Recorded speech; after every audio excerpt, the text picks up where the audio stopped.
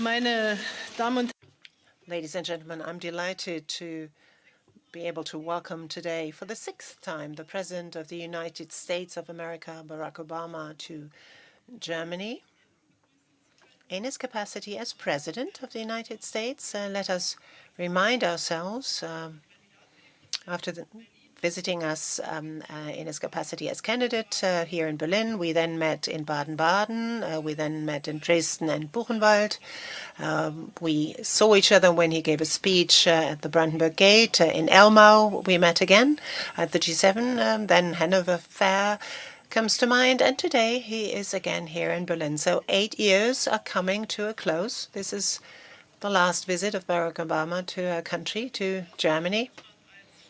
I am very glad that he chose Germany as one of the sort of stopovers on this trip, and thank you very much. Thank you for the friendship you've always demonstrated. Thank you for the reliable friendship and partnership you demonstrated in very difficult hours of our relationship. So let me again pay tribute to what we've been able to achieve, to what we discuss, to what we were able to bring about. Difficult hours come to mind, as I said, those that had a bearing on the cooperation of our intelligence services. And I'm very grateful that Barack Obama, as president, very much put protection of privacy on the agenda today due to the threat of Islamist terrorism all over the world. Through the threat of IS, we recognize how important the cooperation with intelligence services, and here first and foremost also with the services of the United States is. We need this cooperation. Let me say this from a German perspective very clearly and unequivocally. Our bilateral relations are very good. They're very close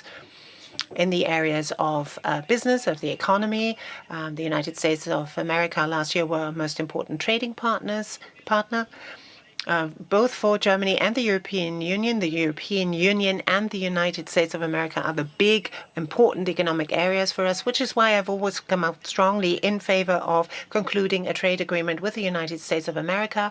We have made progress, quite a lot of progress. They cannot be stopped, those negotiations, but we'll keep what we have achieved so far. And I'm absolutely certain that one day we will come back to what we have achieved and build on it. Because, and that is my deep conviction, globalization, and I think we share this conviction, is that globalization needs to be shaped politically. It needs to be given a human face, but we cannot allow to fall back into pre-globalization times. So this conclusion of trade agreements that go beyond the scope of mere tariff agreements and customs agreements are most important, and I'm very pleased that we were able to bring this to fruition between Canada and the EU. We've made great progress, particularly if we look at one of the great global issues, namely climate protection. Without the engagement of the current administration under the leadership of Barack Obama, this Paris Agreement would never have come about. There has been a change in the attitude in the United States towards that agreement, but there is also a better cooperation with China. So last year, we were able to conclude a Paris Climate Agreement, which will lead the way for the rest of the world, which is groundbreaking. And together with the Sustainable Development Goals of the Agenda 2030 for the whole world, this is indeed a sea change, I think, that we see here. And step by step, it will be implemented. There's another point that I wanted to mention here, particularly the engagement and commitment to Africa. For us Europeans, Africa as a neighboring continent is of prime importance. The development of African countries is in our very own vested interest. We as Germans, but also we as members of the European Union, will have to deal with this. It will be at the very top of our agenda. There are a lot of areas where we cooperate, fight against ISIL, for example. Here, Germany was able to contribute to a certain extent in certain areas, will continue to do so, for example, in supporting the Peshmerga, in air policing. But we also have to acknowledge that the United States of America bear most of the burden. They bear the brunt of this responsibility. So I take your remarks very seriously, Barack, that the European Union as a whole, but also Germany, it needs to recognize that this is our alliance, our common alliance, our transatlantic alliance, that we have to step out our engagement, because in the long run, we will not be allowed to accept this imbalance as regards the contributions we give to this alliance. And we have understood this message, and we have started to react. We have worked very closely together, for example, in Afghanistan. We're continuing to do so. I'm very pleased that this military engagement, together with a political roadmap that we developed, we were able to continue. We want to bring about a political solution there. We work very closely together on the issue of annexation of Crimea and Russia's attempt to actually conquer Ukraine, and actually they did so, conquer part of the territory. We tried to come to a peaceful settlement here on this. So our interests are very much aligned. Our attempts of cooperation are very much aligned. We continue to build on what we've already achieved in these last months of the administration, and we will continue also with the new administration. This is the end of an 8-year cooperation that was very close indeed. From a German point of view, German-American and European-American relations are a pillar of our foreign policy. Foreign policy that is obviously guided by interests, but that is very much also committed to shared values. So we have a platform, democracy, freedom, respect of human rights that we would like to see respected all over the world, and also a peaceful world order. We have shared those values. We continue to share those values, and obviously we will continue to cooperate with the new administration. But today, I think a word of gratitude is at hand. Thank you very much for this very close, very intensive cooperation. Wonderful to be back in Berlin. This is my 6th visit to Germany. It will not be my last. I have somehow continued to miss Oktoberfest, so that's probably something that is better for me to do as a former president rather than as president. I'll have more fun. It's also wonderful to be back with my great friend and ally, Chancellor Merkel. As I reflect back over the last 8 years, I could not ask for a steadier or more reliable partner on the world stage, often through some very challenging times. So I want to thank you for your friendship, for your leadership, and your commitment to our alliance. And I want to thank the German people for the incredible partnership that our countries have been able to establish all these years. Last week marked the 27th anniversary of the fall of the Berlin Wall. The United States was proud to stand with the people of Germany as this nation and this continent reunited and rebuilt and reached for a better future. And it's a reminder that the commitment of the United States to Europe is enduring, and it's rooted in the values we share, values that Angela just mentioned. Our commitment to democracy, our commitment to rule of law, our commitment to the dignity of all people in our own countries and around the world. Our alliance with our NATO partners has been a cornerstone of U.S. foreign policy for nearly 70 years, in good times and in bad, and through presidents of both parties, because the United States has a fundamental interest in Europe's stability and security. The commitment that Angela and I share to this guiding principle has formed the basis for our conversations this afternoon. We discussed our efforts to keep our countries competitive and to create jobs and opportunity on both sides of the Atlantic. The negotiations on agreements like TTIP have been challenging, and obviously at a moment when there's concerns about globalization and the benefits that accrue to particular people, it is important that those negotiations and channels of communication remain, because ultimately what we have shown over the last several decades is that markets and trade and commerce can create prosperity in all of our countries, that it's not a win-lose situation, but it can be a win-win situation.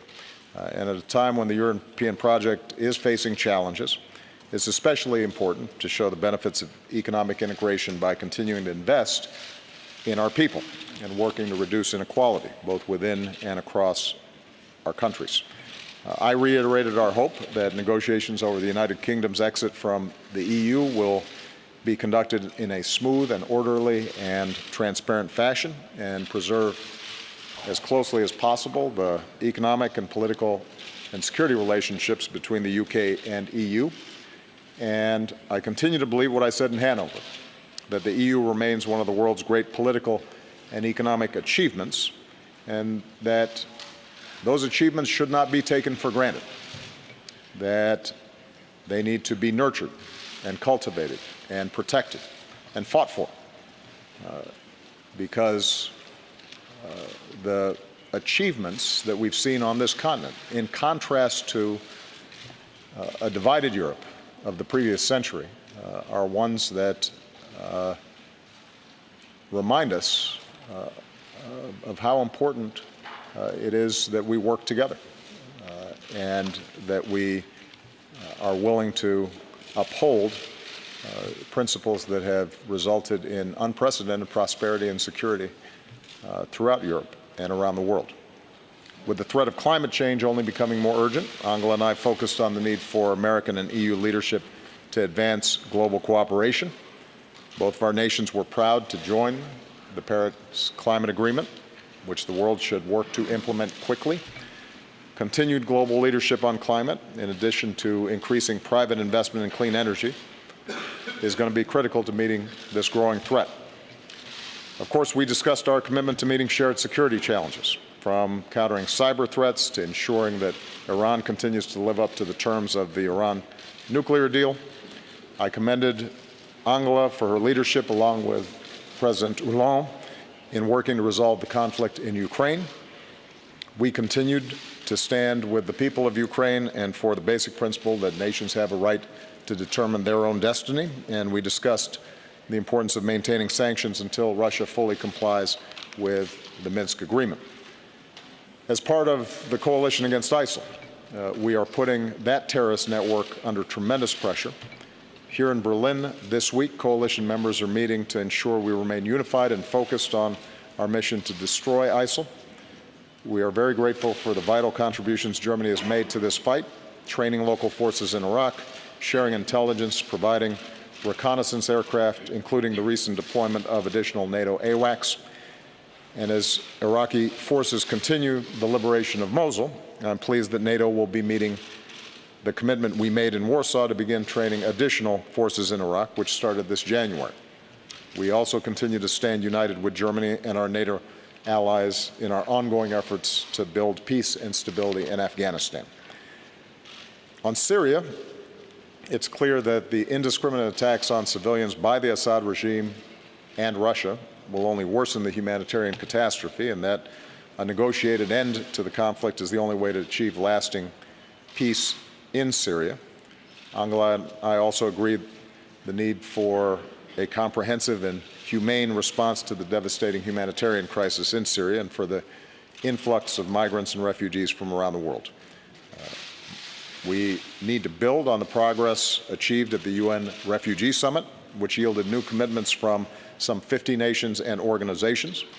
The United States is doing our part by increasing the number of refugees we resettle, and I want again to commend Angela and, more importantly, the German people for the extraordinary leadership and compassion that you have shown in the face of what I know is a very difficult challenge. You are not alone in trying to deal with this challenge. This is not an issue that any one country should bear, but is in need of an international response. And I not only intend to make sure that we have put in place more robust support from the United States, but I'm hoping that that continues beyond my administration. On this final visit, I am reminded of the visit I made here before I became president. It was 8 years ago. I had no gray hair. But I believe today what I said then. If you want a model for what is possible, if you want to see how to build a peaceful and prosperous and dynamic society, then look at Berlin and look at Germany. Look at Chancellor Merkel. Her personal story helps to tell the story of incredible achievement that the German people have embarked on, and I think is something that you should be very proud of. It is not inevitable that we make progress. It requires hard work. Sometimes it may seem as if progress is stalled, but what the history of post-war Germany shows is that strength and determination and focus and adherence to the values that we care about will result in a better future for our children and our grandchildren. And on behalf of the American people, I want to thank the German people. I want to thank Chancellor Merkel for your deep friendship and your steadfast partnership. So, vielen Dank.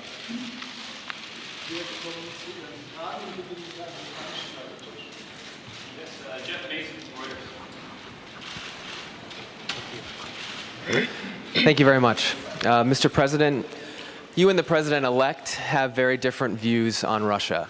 After your meeting with him last week, can you assure Chancellor Merkel that a Trump administration would also support strong sanctions against Moscow? Similarly, what have you told President Putin about Russia's influence on the U.S. election, and how would you advise European countries to deal with the same threat? And lastly, if I may, would you like to see your friend Chancellor Merkel run for re-election next year? Frau Merkel, eine Frage auf Deutsch. Pulling out your German, showing off. Has the American president calmed you in the sense that on the policy of his successor on climate change and Russia, he has allayed your fears? And are you concerned that the common European policy towards Russia will collapse? And after the election of Mr. Trump, would you, as a sign of stability, wouldn't you actually have to declare that you are going to be a candidate again? Well, I try to make it a rule not to meddle in other people's politics. All I can say is that Chancellor Merkel has been an outstanding partner. And,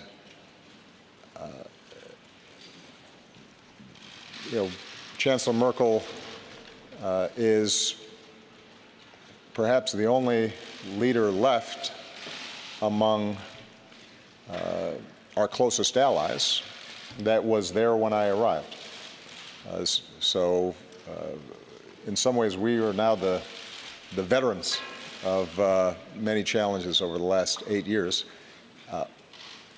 And although we have not always been in sync on every issue, in terms of our core values, in terms of her integrity, her truthfulness, her thoughtfulness, her doing her homework, knowing her facts, her commitment to looking out for the interests of the German people first, but recognizing that part of good leadership on behalf of the nation requires engaging the world as a whole and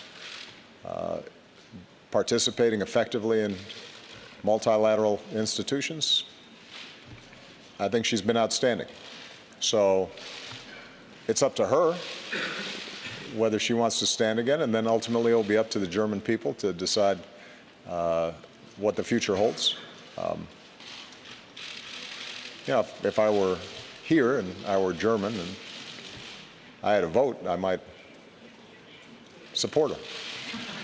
But I don't know whether that hurts or helps.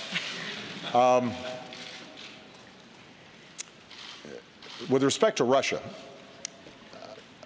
my principal approach to Russia has been constant since I first came into office. Russia is an important country. It is a military superpower. It has influence in the region, and it has influence around the world.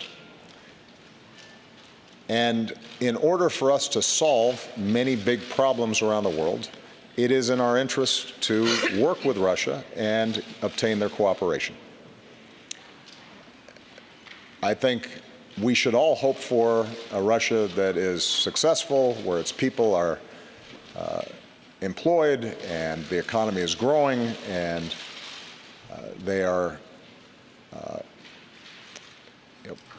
having good relationships with their neighbors and participating constructively on big issues like climate change. So I've sought a constructive relationship with Russia, but what I have also been is realistic in recognizing that there's some significant differences in how Russia views the world and how we view the world. The values that we talked about, the values of democracy and free speech and international norms and rule of law, respecting the ability of other countries to determine their own destiny and preserve their sovereignty and territorial integrity. Those things are not something that we can set aside. And so on issues like Ukraine, on issues like Syria, we've had very significant differences. And my hope is that the President-elect coming in takes a similarly constructive approach, finding areas where we can cooperate with Russia, where our values and interests align, but that the President-elect also is willing to stand up to Russia where they are deviating from our values and international norms. I don't expect that the President-elect will follow exactly our blueprint or our approach, but my hope is that he does not simply take a realpolitik approach and suggest that, if we just cut some deals with Russia, even if it hurts people or even if it violates international norms or even if it leaves smaller countries vulnerable or creates long-term problems in regions like Syria, that we just do whatever is convenient at the time. And that will be something that I think we'll learn more about as the President-elect puts his team together.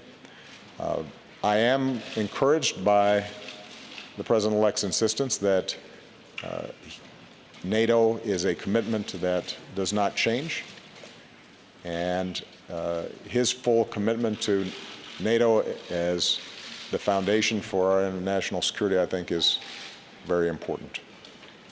And finally, in terms of my conversations with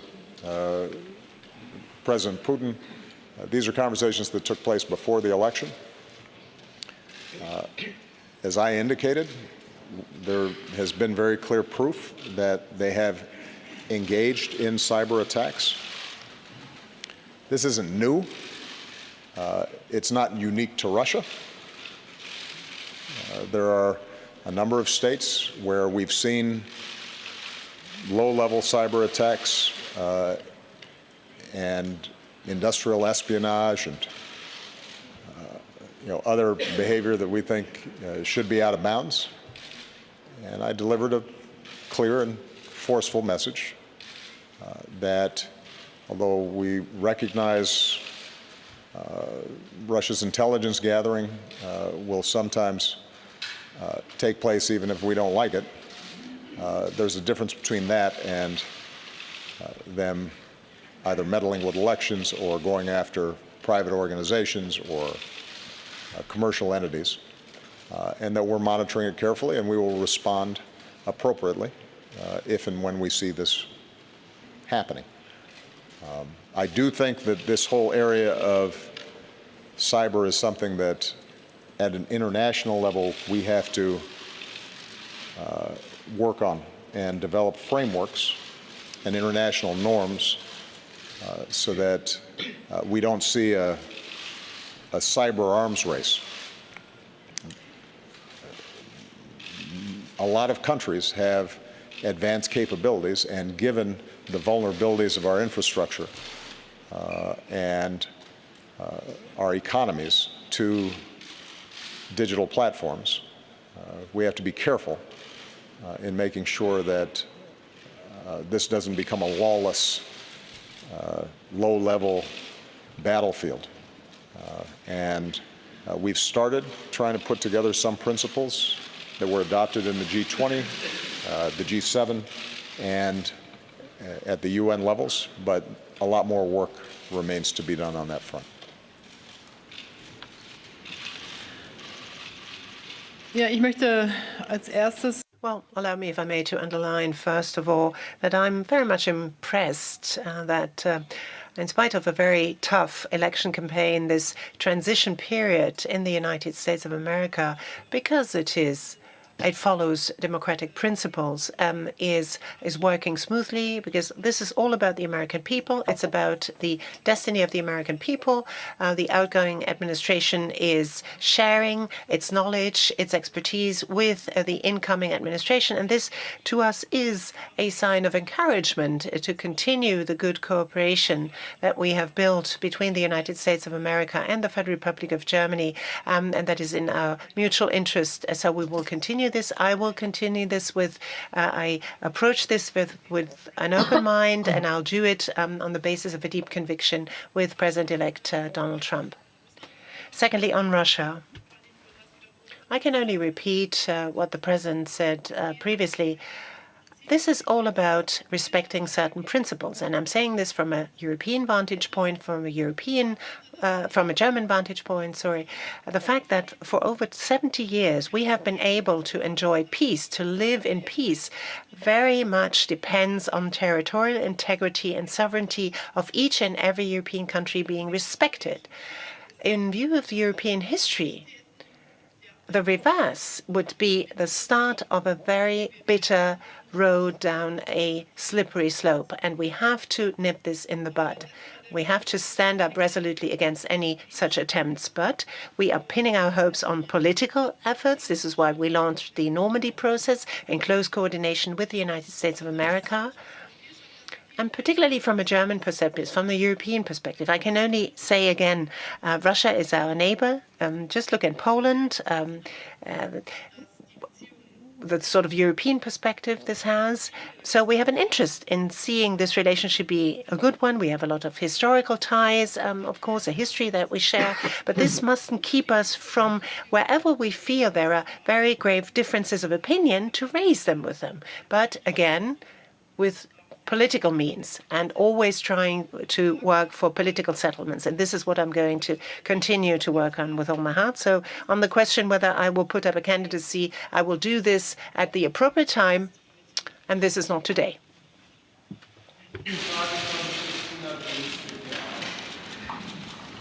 Deutsche Presseagentur Christina Dunz. German press agency Christina Dunz. Mr. President, your country is divided. You, as first black president, as first African-American president, who did so many things so differently, who raised so much hope all over the world. Do you think that you have perhaps, in a way, put too much of a strain, maybe too much of demands on the Americans? And to what extent do you think your successor may well be a threat to the rest of the world, to the security, because there are, after all, nuclear weapons here in Germany to which he has access? Now, will you want to be now, Madam Chancellor, see to it under this new administration, try to make Europe and Germany less dependent on the United States? And are you afraid of this wave of populism hitting Germany, hitting Europe as well? And a personal question. President Obama paid tribute to you as an outstanding politician. You are somewhat more sober in when you describe your partner. How difficult is it for you to take leave today of your partner?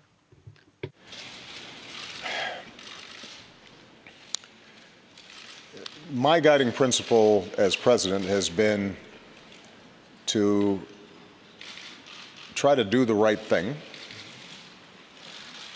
even when it's not politically convenient, to look at long-term trends in our economy, in our society, in the international sphere, and using my best judgment, shape policies that will serve the American people, keep them safe, keep our economy growing, put people back to work, and best ensure peace, cooperation, and stability around the world. And based on current surveys of public opinion in the United States, it turns out that the majority of Americans think I've done a pretty good job, that we haven't, in fact, gone too fast, as you describe it. But what is certainly true is that the American people, just like the German people, just like the British and people around the world, are seeing extraordinarily rapid change. The world is shrinking, economies have become much more integrated, and demographics are shifting.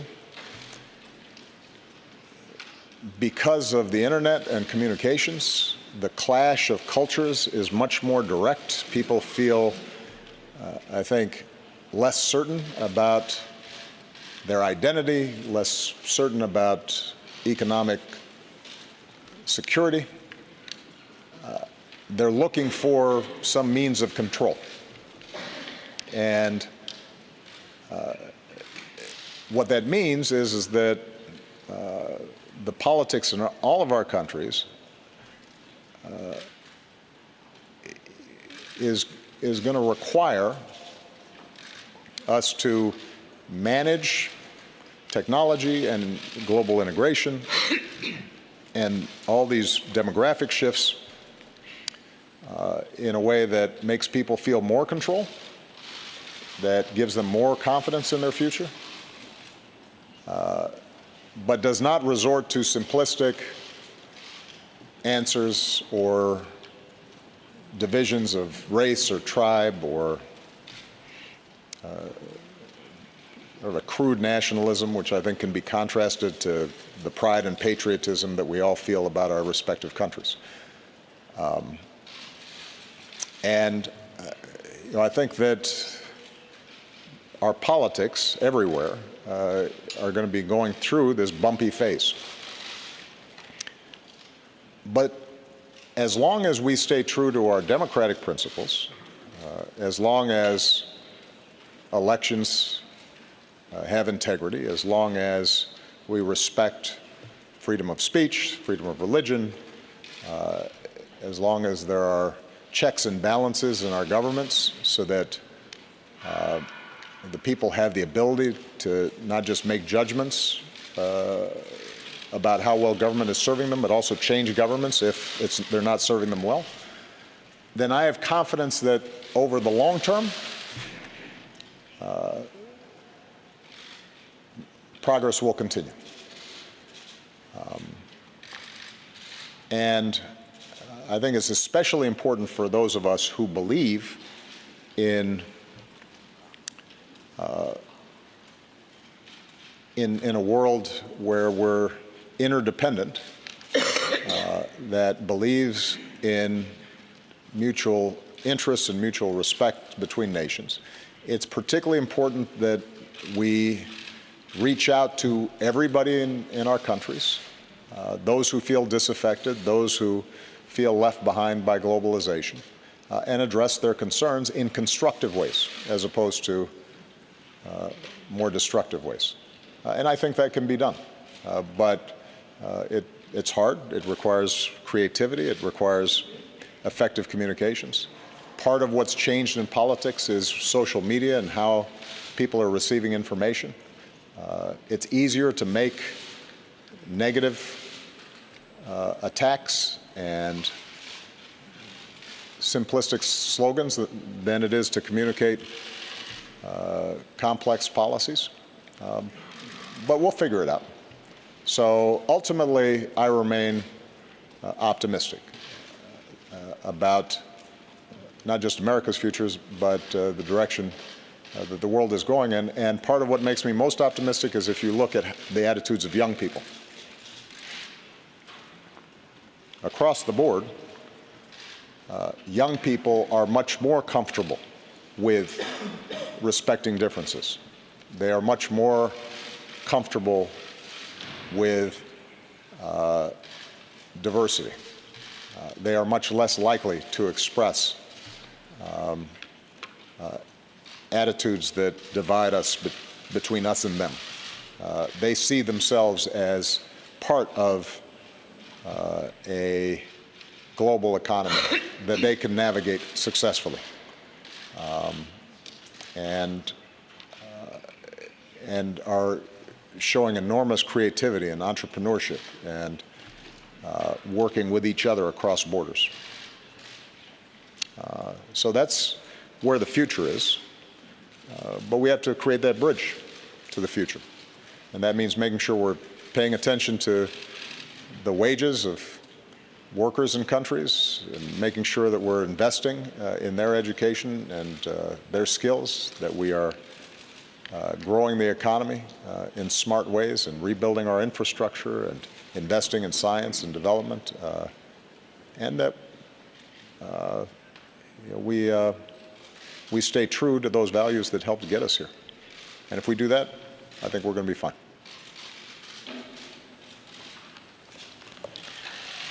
Ja, erstens zu der Frage.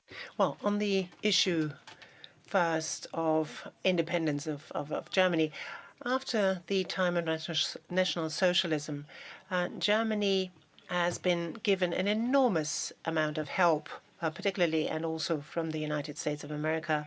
The fact that we were able to enjoy German unification is due first and foremost to the help of the United States of America. And ever since Germany was able to regain its unity, it is in an even stronger position to give its contribution to upholding this order to which we feel committed, and for which particularly people in the German Democratic Republic stood out there in the streets to keep this up, to maintain this order, particularly also in our country. Now, we're trying to do more than it used to be 26 years ago, and there are a number of other areas where we have to also make a stronger contribution. We will all have to do more in development cooperation.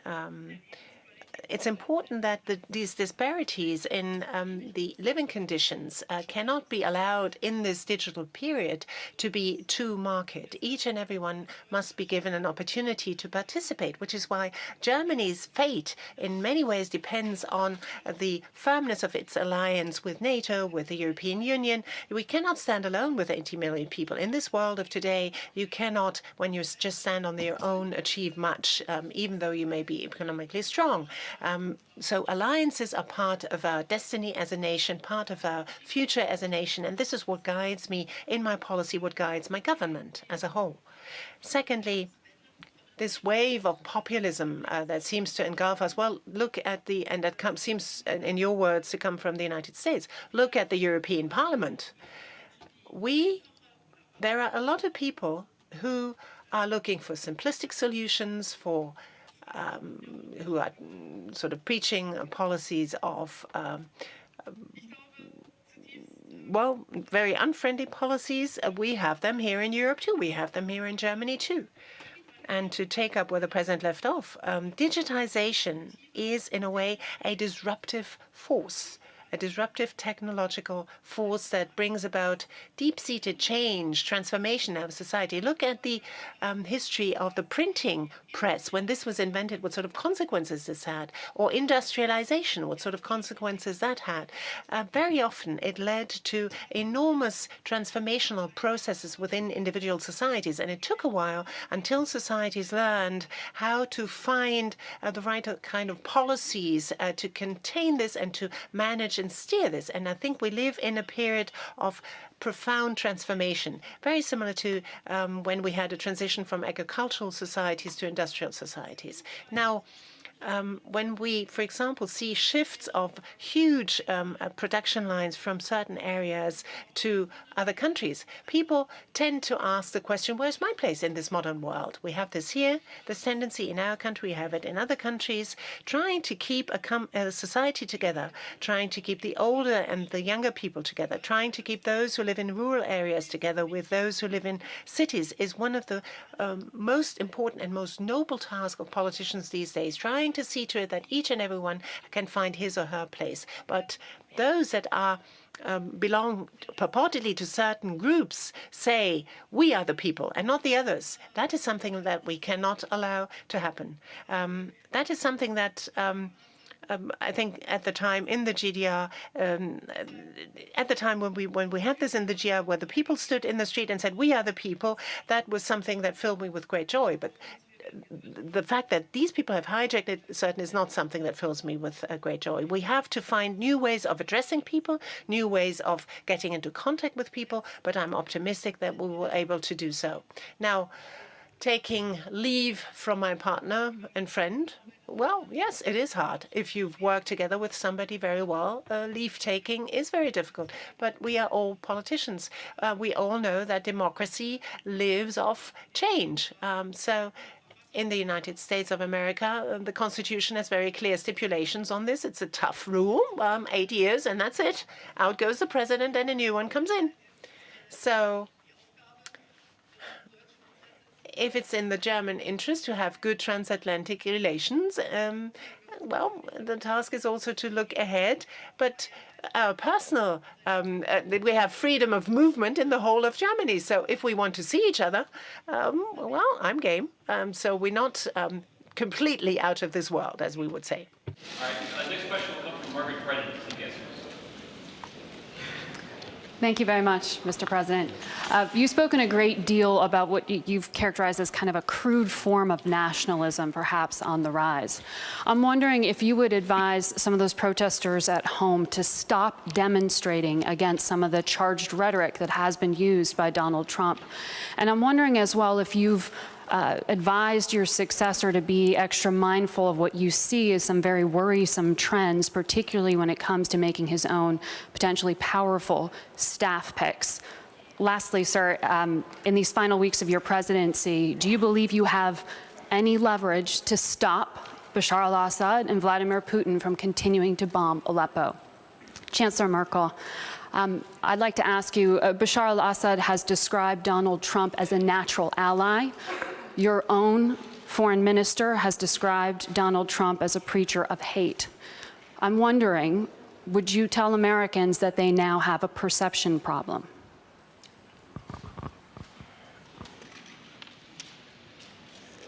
One of the great things about our democracy is it expresses itself in all sorts of ways. And that includes people protesting. I've been the subject of protests during the course of my 8 years, and I suspect that there's not a president in our history that at some point hasn't been subject to these protests. So I would not advise people who feel strongly or are concerned about some of the issues that have been raised during the course of the campaign. I wouldn't advise them to be silent. What I would advise, what I advised before the election and what I will continue to advise after the election, is that elections matter, voting matters, organizing matters, being informed on the issues matter. And what I consistently say to young people, I say it in the United States, but I'll say it here in Germany and across Europe, do not take for granted our systems of government and our way of life. I think there is a tendency, because we have lived in an era that has been largely stable and peaceful, at least in advanced countries, where living standards have generally gone up, there is a tendency, I think, to assume that that's always the case. And it's not. Democracy is hard work.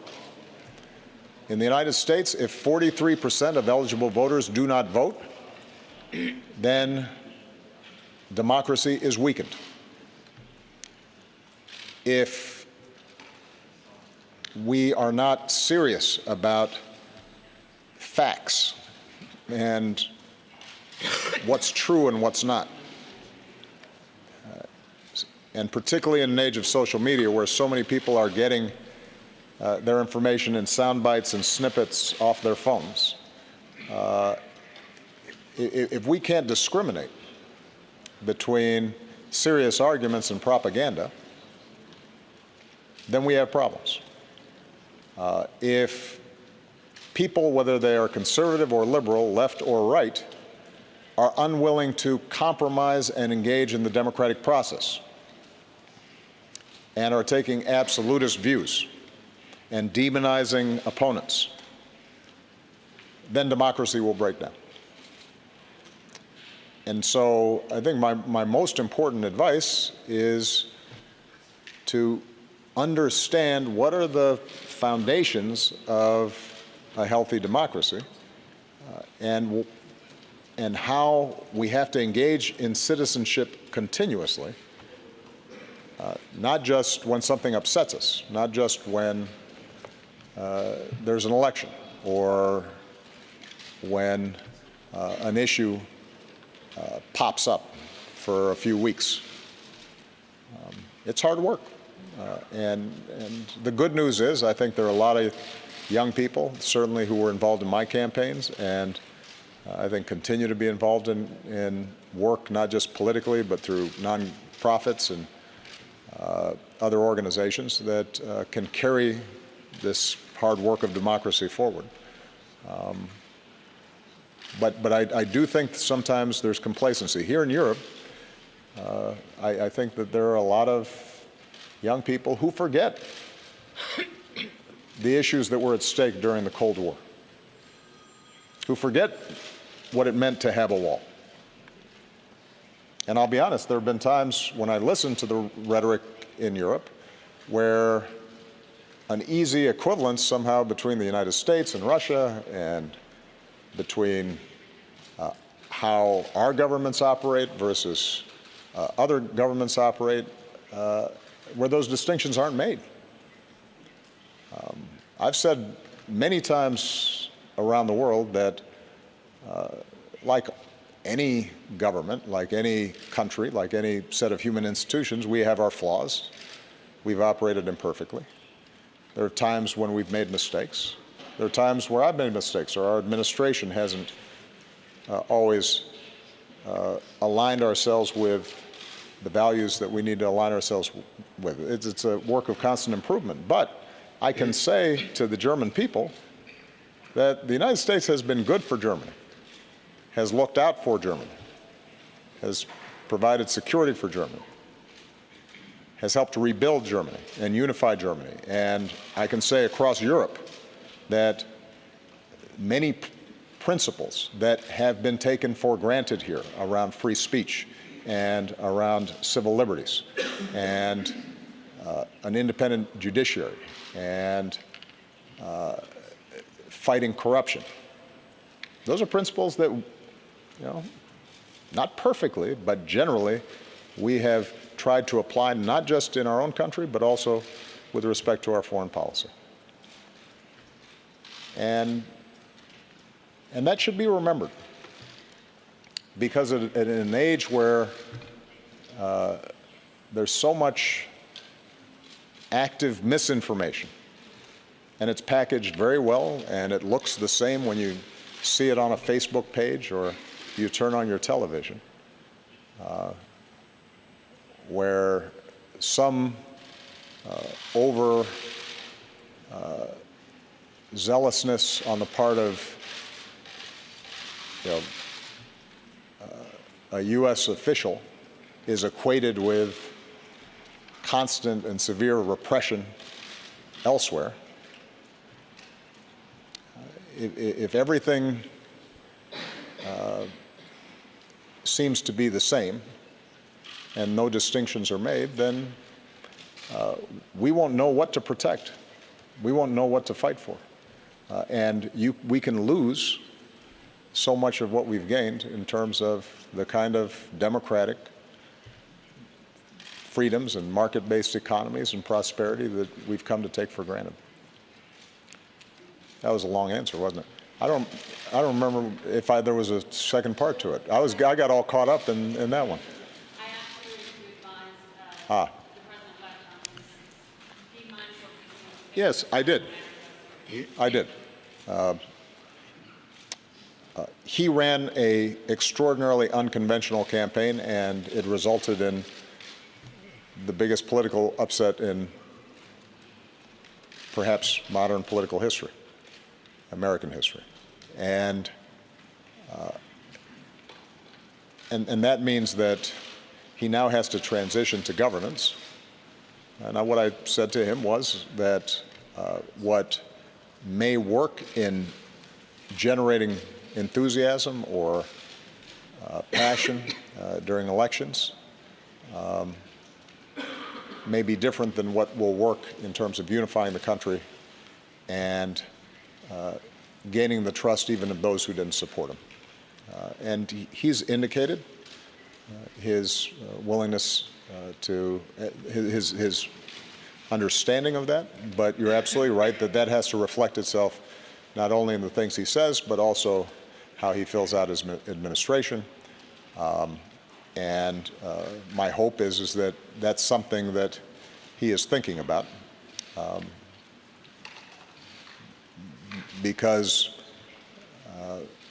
not only is the President of the United States somebody that the entire country looks to for direction, but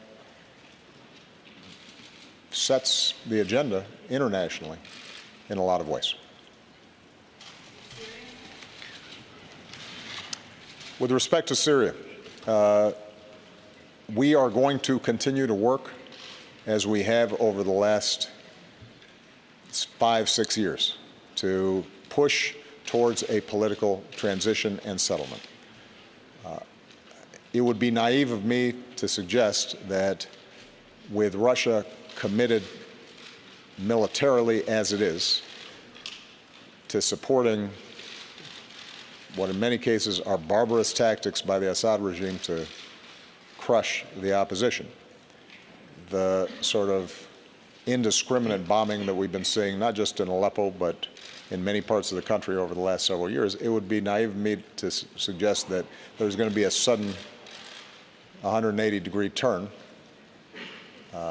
in policy by either Assad or Russia or Iran at this point. But we are going to continue to make the argument. We are going to continue to try to find humanitarian steps that can reach the people there. We're going to continue to try to obtain cessations of hostilities that lessen the human tragedy and the migration that's taking place. But ultimately,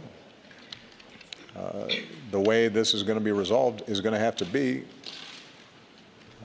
a recognition by Russia and a willingness to pressure Assad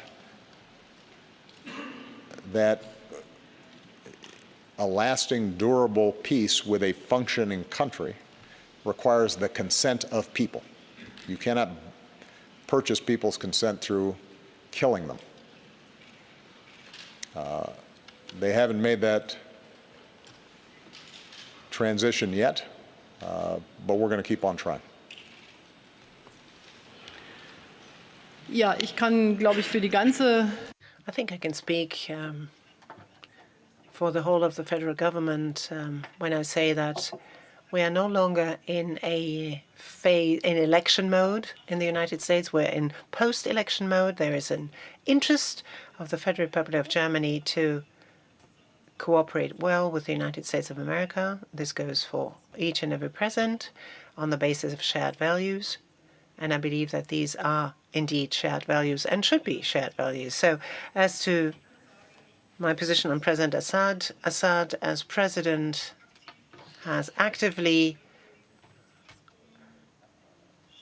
tried to kill his own people. He has bombed them with barrel bombs in a most terrible way. He has brought untold suffering over his people. If you look at Aleppo and other places, when you talk to the many Syrian refugees who have fled here to Germany, they will be able to tell you their own personal story. And the majority of them, the great majority of them, fled from Assad. And most of them not even fled the IS. So I don't see him as an ally. Vielen Dank, Herr Präsident. Thank you very much. Mr. President, you describe your hopes rather more in great historical terms. Let me break this down to months and years. The fact that Stephen Bannon was made as chief strategist, meeting Mr. Farage, and the fact that prominent Republican representatives did not decide to join this transition team. What makes you confident against the background of this that President Trump can be a reliable partner to the world and to Europe and Germany? Now, Madam Chancellor, if you hear those words of praise of the President with regard to you, what he said, can this not sort of demand too much from you and from Germany? Because too much is demanded, too much is expected from you, too great are the expectations, you can't meet them?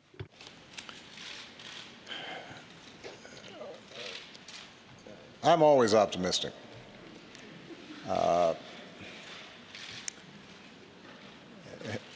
There are times where I was in the Oval Office and people would come to me with all kinds of political problems and policy problems and international problems, and my team would be getting. People would come to me. I would say to them, I have to be optimistic because the odds of somebody named Barack Obama being president of the United States were very low. And the fact that in my lifetime I have seen such enormous positive change in the United States and around the world tells me that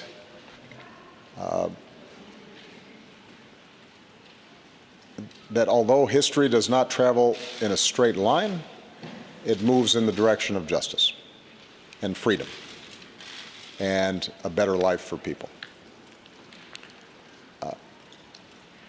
But we have to fight for it. We have to work for it. What makes me cautiously optimistic about my successor and the shift from campaign mode to governance is there is something about the solemn responsibilities of that office, the extraordinary demands that are placed on the United States, not just by its own people, but by people around the world, that forces you to focus, that demands seriousness. And if you're not serious about the job, then you probably won't be there very long, because it will expose problems. Even when you're doing a good job, even when you are attentive, there's so many things that come across your desk that people are going to question you, and you're going to have opponents and you're going to have critics. And you figure that out pretty fast when you're sitting there. And I think the President-elect is going to see fairly quickly that the demands and responsibilities of a U.S. president are not ones that you can treat casually. And that in a big, complex, diverse country, the only way that you can be successful is by listening and reaching out and working with a wide variety of people. So it is my hope that that is what will happen, and I'm going to do everything I can over the next 2 months to help assure that that happens. It is absolutely true that Chancellor Merkel is going to have significant responsibilities, has had extraordinary burdens that she's had to carry. If she chooses to continue, you're right, she will have big burdens. I wish I could be there to lighten her load somewhat, but she's tough. And I I know what it means to carry burdens, because the fact of the matter is that if there are problems around the world, the first question people ask is, why isn't Washington doing something about it? This is why it's so important not to discount or take for granted the importance of the transatlantic alliance. And this is probably the best place for me to end. In international fora, in G20s, in G7s, in the United Nations, the United States and Germany are not always perfectly aligned. America and Europe are not always perfectly aligned. But the voice that speaks out on behalf of some dissident who is jailed halfway around the world, the voice who is expressing concern about some child in an African village who doesn't have clean drinking water or is subject to some terrible disease, the voice that insists on rules and norms governing international affairs, the voice that helps to steer the world away from war wherever possible. That's our voice, more often than not. And we're not always successful.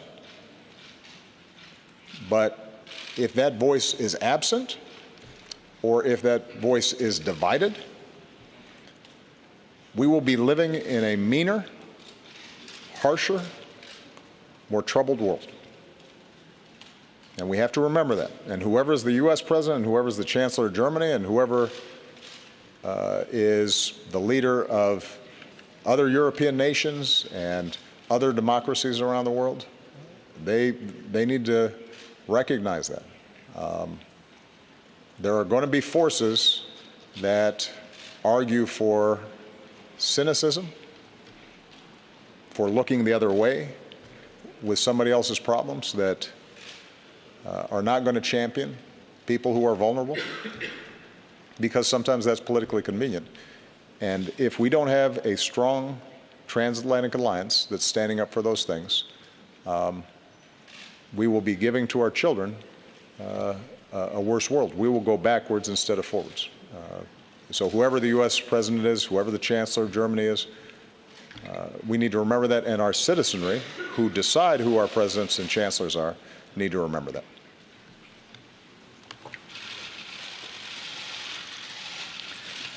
Ja, erstens.